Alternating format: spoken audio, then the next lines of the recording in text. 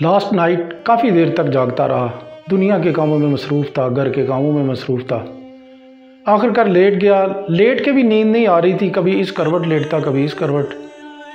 آخر کار اللہ اللہ کر کے نیند آ گئی۔ صبح جب اٹھا فجر کی اذان ہو رہی تھی، تو جب یہ خیال آیا کہ رات کو میں نے نماز نہیں پڑھی، میرے ذہن تک میں نہیں آیا، حالانکہ مجھے نیند بھی نہیں آ رہی تھی، میں ایزی نماز بھی پڑھ سکتا تھا، لیکن یاد تک نہیں رہا۔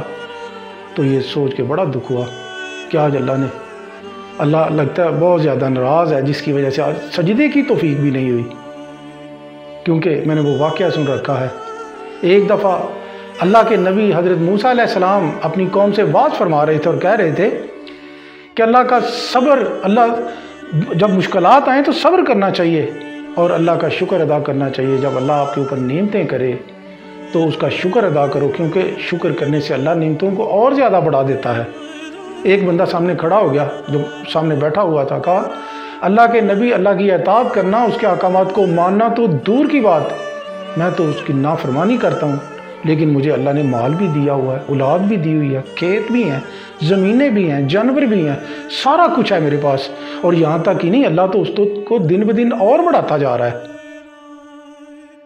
حضرت موسیٰ علیہ السلام جب اللہ کے ساتھ ہم کلام ہوئے تو کہا یا اللہ، ایک عجیب بندہ دیکھا جو عجیب سا منطق پیش کر رہا تھا کہ وہ تو تیری نافرمانی کرتا ہے، لیکن اس کے باوجود تو اسے مال بھی دے رہا ہے، اسے اولاد بھی دی ہوئی ہے، اس کے اوپر اور بہت زیادہ انعامات کیے ہوئے ہیں اور ان کو اور زیادہ بڑھاتا جا رہا ہے۔ تو اللہ تعالیٰ نے حضرت موسیٰ علیہ السلام سے کہا، موسیٰ علیہ السلام اس وقت وہ سب سے سخت ترین عذاب سے گزرا ہے، کیونکہ جب میں کسی سے ناراض ہوتا ہوں، بہت زیادہ ناراض ہوتا ہوں، تو اس سے سجدے کی توفیق چھین لیتا ہوں۔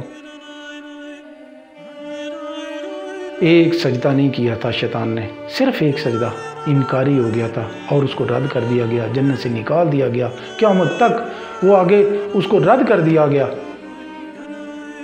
ہم پتہ نہیں کتنے سجدے چھوڑ دیتے ہیں اور ہمارے ذہن تک میں نہیں آتا کہ اللہ ہم سے ناراض ہوگا۔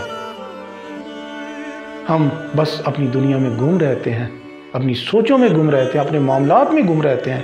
اللہ کی یاد، اللہ کے احکام، وہ ساری چیزیں ہم ایک طرف سائڈ پہ رکھے ہوتے ہیں۔ اللہ پاک سے دعا ہے کہ اللہ پاک ہمیں اپنی طرف مائل کرے، اپنے احکام کی طرف مائل کرے اور ان پہ عمل پیرا ہونے کی توفیق عطا فرمائے۔ اللہ پاک ہمیں خوشیاں دے اور خوشیاں بانٹنے کی توفیق دے۔